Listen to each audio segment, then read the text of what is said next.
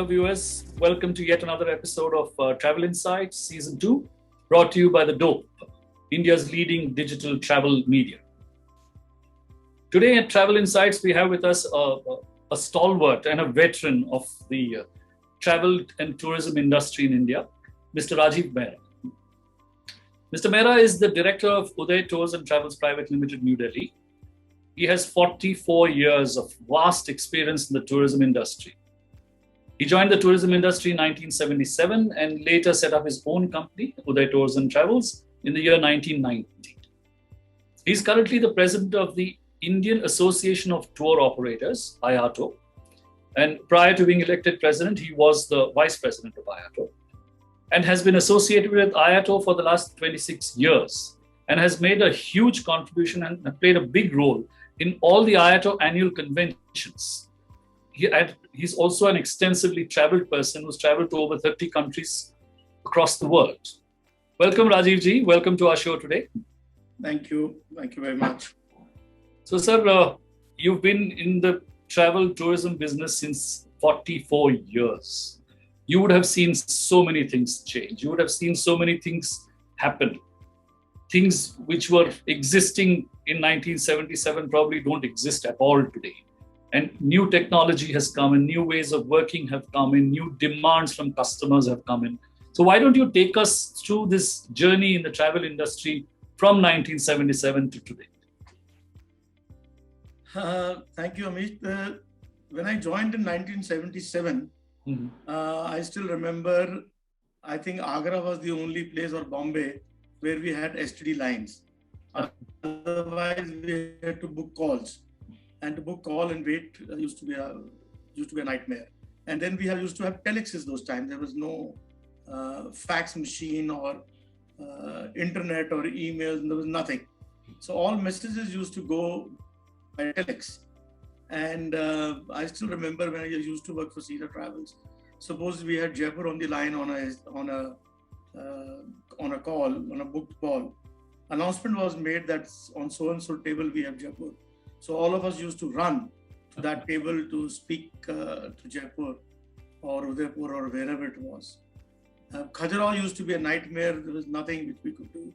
There was no connections. There was no call booked even going on. We had Indian Airlines those days. Indian Airlines never had this kind of a system what we have today. 14 days before we could make a booking with something called a Center Space Control, which had its office in the PTI building on Parliament Street. From there, we used to send our request and they used to be done. 14 days before the travel flight, the charts, the so-called charts were released to the stations. And then if I have to make any booking, a telegram used to be sent to that station to book a seat. So those were the days when these kind of things used to happen. And all tickets used to be reconfirmed of local flights 24 hours before the travel. Otherwise, if you don't reconfirm, they used to be cancelled. Same were the condition with the international flights. If a person has come from London to Delhi on British Airways, Air India, wherever it is, we need to reconfirm his flight back. If we had not reconfirmed the flight back, it used to be a problem. Similarly, railway tickets. That was another nightmare. Booking tickets out of Delhi is fine. If I have to book a ticket from Agra at Cedar Travel, luckily we had our offices in those places. We used to send them a telex. Then through the railways, a telegram come for that. And if ticket is waitlisted today, we just go on the net and check what this situation is. Nothing. You have to send someone to the railway station, stand in queue there for your line to check if there is any improvement in the status or if the seat has been confirmed. So those are the days we used to enjoy that. But today everything is changed. People who are joining now for the last 8-10, they cannot even, so very different. I don't remember of Bangalore airport. I have been there, Bangalore those days also, 78, 79 also. But Delhi also we used to have one airport, 2 rupees used to be the entry ticket. And we used to receive our groups, one terminal, and we used to garland people at the airport. VIP group, we used to have a band there to receive the groups. Uh-huh. But that's all gone today for security reasons. We can't take photographs, we can't have garlanding at the airport. So those things have changed. So that is the situation today. So those are the changes you've seen in the industry as a whole. What about changes in the customer's preferences, the customer's demands? How did the customer approach a travel agent, say in the year 1980, and as compared to how they approach you today as a tour operator? Most of the the customers used to come through travel agents abroad. They used to contact travel agents abroad, and they used to send the bookings.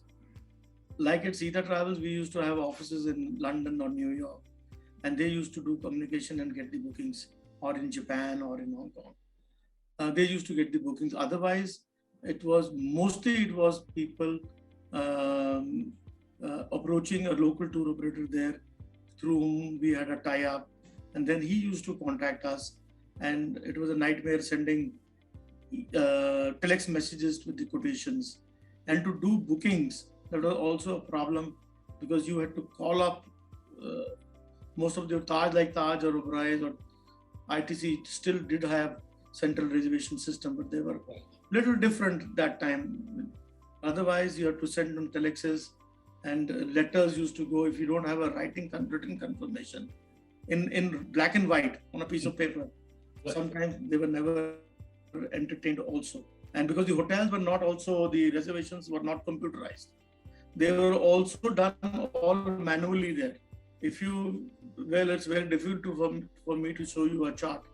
In each reservations of the hotel, there used to be small slips there. On each day, they used to put a slip, Mr. So-and-so booked through so-and-so company, so-and-so date, this rate. A yellow paper or a small little piece of paper used to be tagged there.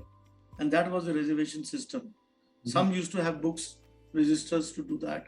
But I still feel those were some good days, because people that day, the managers, the front office managers or the general managers used to know that I have 100 rooms, 25 rooms will check out at midnight, and I can take another 25 rooms because those flights will come at 1:30 or 2 in the morning. And they used to overbook the hotels by 25% without any problems. Nothing would happen. Very bad chance the incoming flight is cancelled, then those staying will not go and those coming will not come. Right. No problems at all. But today, since the time the computer has come, 100 rooms full. In the night, each hotel, efficient hotel, they have 8 to 10 rooms left vacant, because they don't do overbookings. No one is interested in doing it. No one is willing to take chance. No one is willing to calculate the check-in and check-out time to make some money for the hotel. Nothing has happened these days. So this is also a thing which airlines used to overbook. Airlines used to still overbook by 3, 4, 5 seats or 7 seats, and they knew that this will be a no-show factor at that time. So they used to overbook, but hotels, 25% overbooking was done, 30% was done, depending on the checkouts and check-ins on these days, which is something which is not there today. So now you have come a long way, 44 years. Every morning when you put on your work shoes to go to work, what motivates you? What excites you about your job? Or what you do, rather? First of all, it's my saying that even after 44 years in the trade, every day there's something new to learn. Every day there is something new to learn. Something new will happen. One thing will happen definitely, which you had not encountered in your life in the travel trade. And you learn that, and then try and see what is the best way that next time this thing doesn't come up. It should be answered before the customer even asks for it.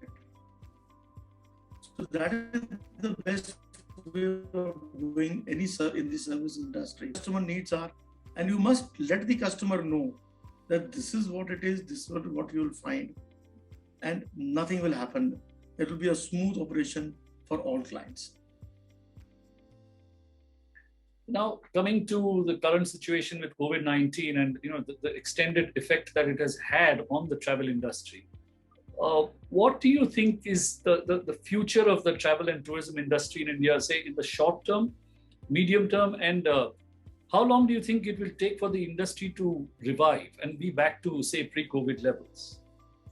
You see, let us be honest about it. Today, every other industry has started working, except the travel, tourism, and hospitality is stuck up. Hospitality is still, the hotels are still working with some kind of revenue on the domestic market. So, although they are not doing that much, because the client who used to stay in a 4-star is staying in a 5-star, 3-star in a 2-star, and 2-star in a 3-star, and without star is almost closed today, because that kind of a rate is being offered by the hotels, so that people are moving to a little bit higher category comfortable hotel than otherwise. So, but the ARRs, the revenues from the hotels are not that much now. They are surviving. They are able to meet their the payroll, the payments which they are making to staff. They are able to meet the other expenses. Nothing more than that is happening. Travel and tourism is totally stopped. Even the domestic, which is traveling, about 15 to 20% is through the organized sector. Rest people are picking up their cars and going. Yes, I did find a little bit of change. In July, August, you must have seen there were landslides in Uttarakhand and Himachal, where tourists lost their lives and things like that. So I was interviewed by a couple of TV channels, and my saying to them was that people should travel through a recognized tour operator or a travel agent who will give the correct information whether that area is safe to go or not. Rest, we can't predict everything, but we know over the experiences over the years that this is the point, and we are able to do it. There is no problems about that. So after that, I've been told by my fellow colleagues that there has been some increase. Whether it is because of that or otherwise, I don't know. But there has been some trend towards the travel agents and tour operators booking the accommodation. Now, as far as the inbound is concerned, it's totally stopped. Flights are not operating. So, as the president of ITO, I have written to the government, spoken, press release, everything, that please open up the e-tourist visas. Let the customer or the foreign client decide whether they want to come to India.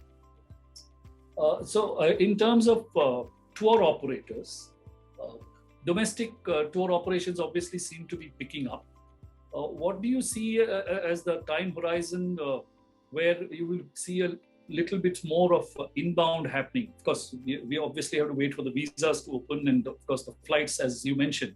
But what do you see as the timeline, and how do you think we as an industry and as well as the government should position India as a product for that?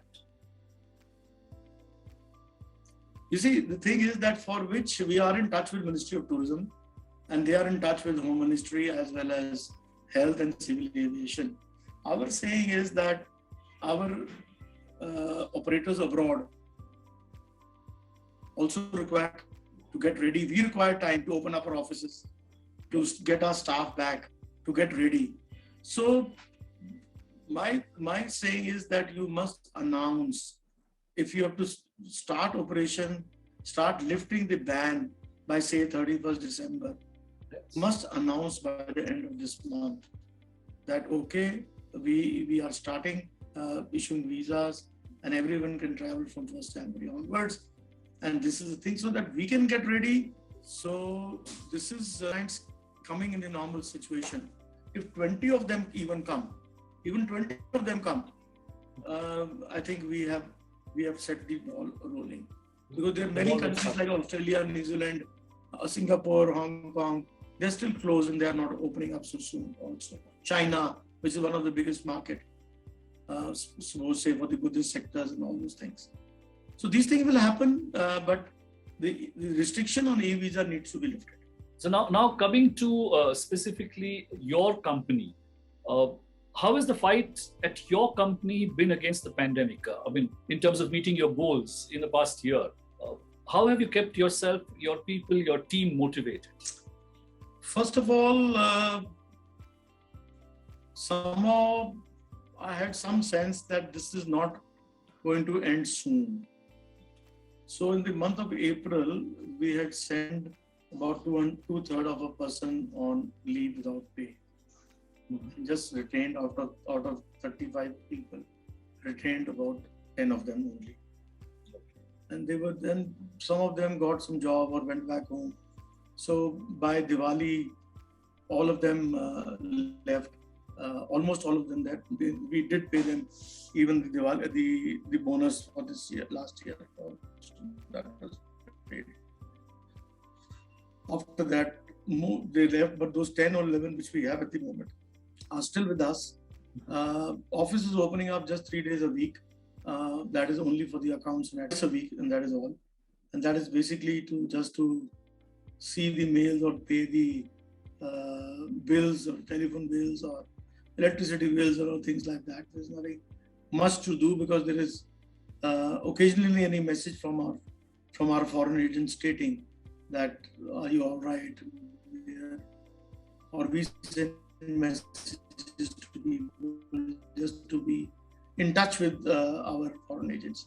And most disturbing is, especially in the USA, I already have 2 agents who have got bankrupt and I have filed bankruptcy. And we have lost some money on that also. Because just before the COVID started, they wanted us to reroute things and send goods back.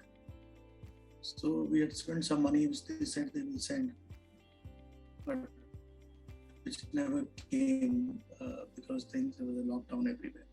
So that is also a loss to all of us. Loss in the sense of getting refunds from the hotels. Some government dues are still pending, which have never come in for reasons not known.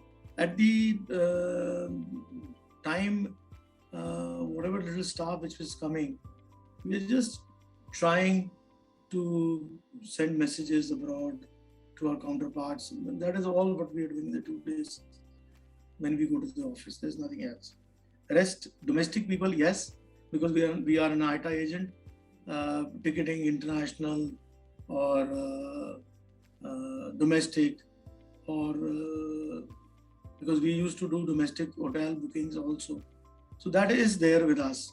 Okay. But that keeps just one person in the tours and one or now 2 persons in the ticketing at the moment because there has been some trend of people traveling.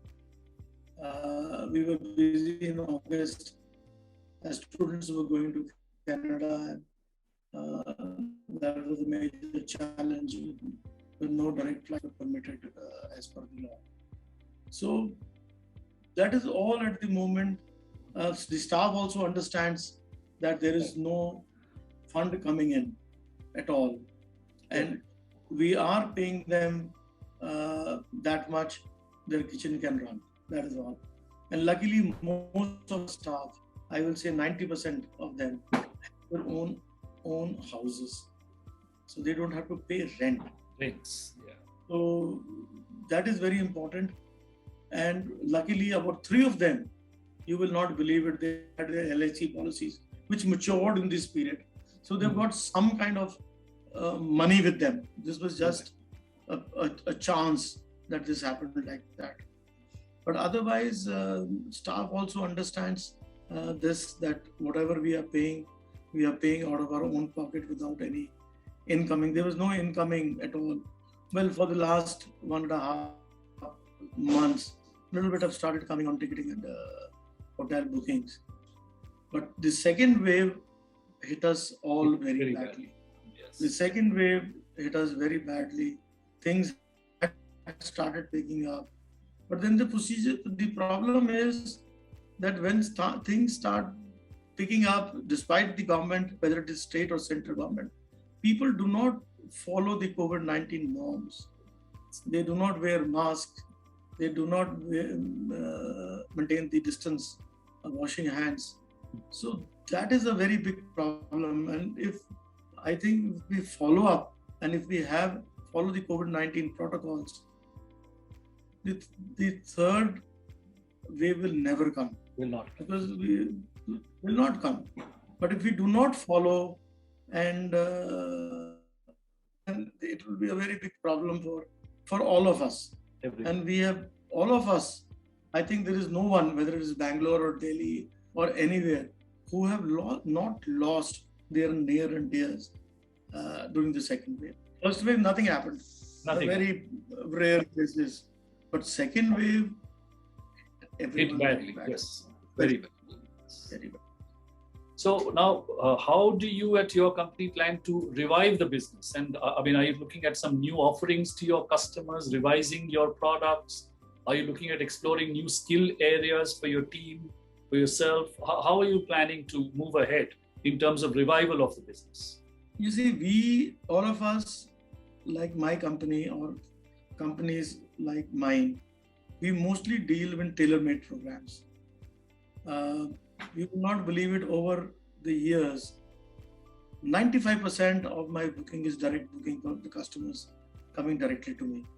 5% is just left to travel agent to operator, which is group bookings.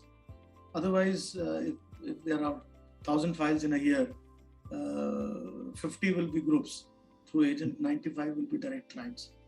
Now, those direct clients, I am in touch with them through WhatsApp and other places also. They are wanting to come back to India as soon as things open up. So as soon as things open up, we will be contacting them. Some of them will contact. We will send them a circular that the visas have opened up, and we can receive them now in India. Ultimately, whatever we do, a year or two down the line, we'll again be back in the same square. That is Agra, Jaipur, or Kerala, or what it is. But we are definitely trying to explore the new possibilities in Uttarakhand or Himachal, and to take them to those places, even for 3 days or 4 days, which are unexplored, away from the COVID-19, and make that happen. So we are working on all those unexplored, but that all depends on what kind of a demand we receive from our customers.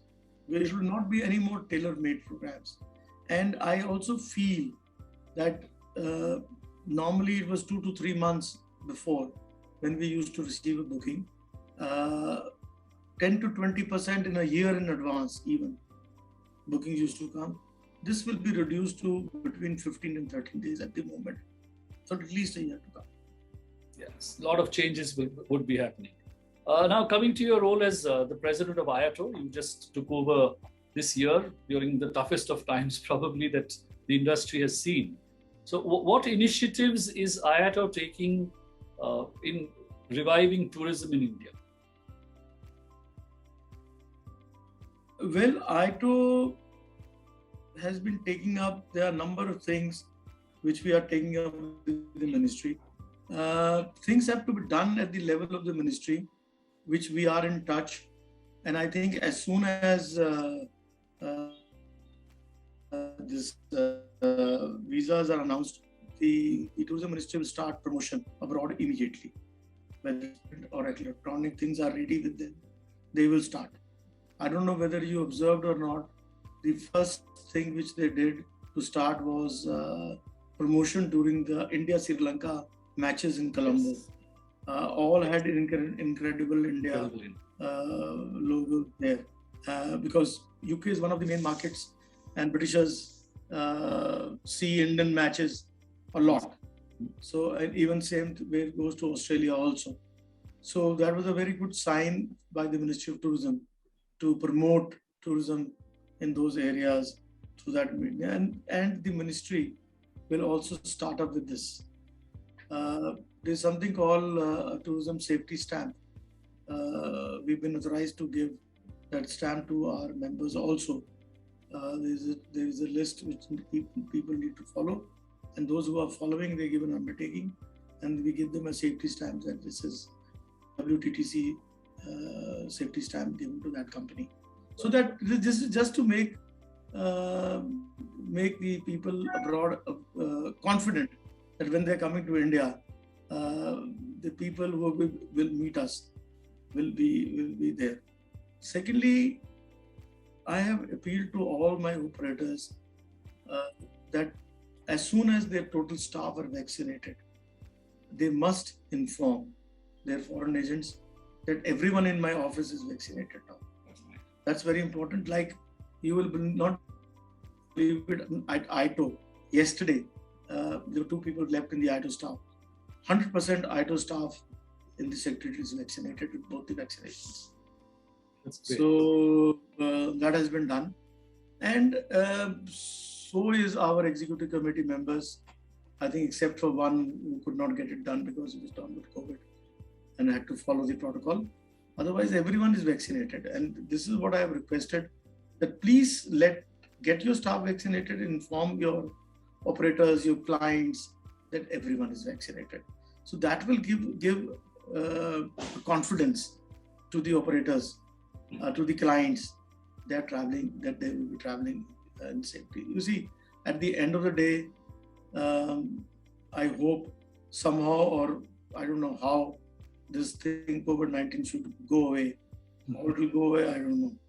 But it should go away in another 6 months' time, so that all of us could begin our life once again. It will be definitely a big challenge to restart all of us, because you see, I have reports, especially in Italy or Spain, many people have lost their foreign tour operators there, because in the first wave, Italy, Spain were badly hit, very badly. Yes, very bad. So was USA. And I have reports that some of their foreign agents have lost. Some of them have closed their shops because of business being totally unviable. And those who are between the age of 65 and 70 were thinking that their children will take over this. So there is a doubt among the minds of children whether they should come to the travel and hospitality industry or not. This is another very big problem, because the children in the last 18 months, what they are seeing, such kind of uncertainty in our industry. I know of a couple of people who told their parents that we are not interested. I will take a job somewhere or do some other business, but I will not come to the tourism business at all. So this is happening. That's very sad. Very sad. But I think these things will be of the past, and in another year's time, people will forget, because we Indians definitely have a very short mind scope. So we'll forget about all this and start moving. So once things start moving, everything should be all right. That is what it is, and the rest of it is great. Before we wrap up, considering that you've been in the industry for 44 years and seen so much, what would your advice be to new entrants, youngsters who want to come into the travel and tourism industry? First of all, I was the other day with ITTM students also. This is just a temporary phase. If you have a passion for tourism, please come, and this is the right place to do it. You get so much of satisfaction when you have a happy customer going back, who spent $10,000 or $15,000 to come to India, and he's going back very happily. He's the best ambassador of the country and your company. So please provide all services. My saying in my office is that if you have confirmed 20 rupees worth of service to a customer, give him 21 rupees, don't give him 19 rupees. Don't worry about that 1 rupee, because that 1 rupee is your advertisement cost abroad. Take it that way. Let the customer be very satisfied, attend to him. And this is my request to all newcomers. Come, set up your things, provide excellent services, because although we do not, especially in the inbound, everything is white. There is no black system here. Everything comes by bank transfers and things like that. So pay your proper taxes, do everything properly, and there will be no problems. You will survive and you will lead an excellent life. Things will change in 1 year's time. just a temporary phase. Get ready. If you have passion for tourism, don't change your mind. Stick to it. Thank you so much for this message to the youngsters who may be coming into the industry. It's been a pleasure speaking with you, sir, and we hope sometime in the future we can meet in person and discuss further. Thank you very much. Definitely, sir. Thanks a lot. Thank you very much. And to our viewers, we hope you liked the show. And if you did, please don't forget to click on like, subscribe, and share. And until next time, take care.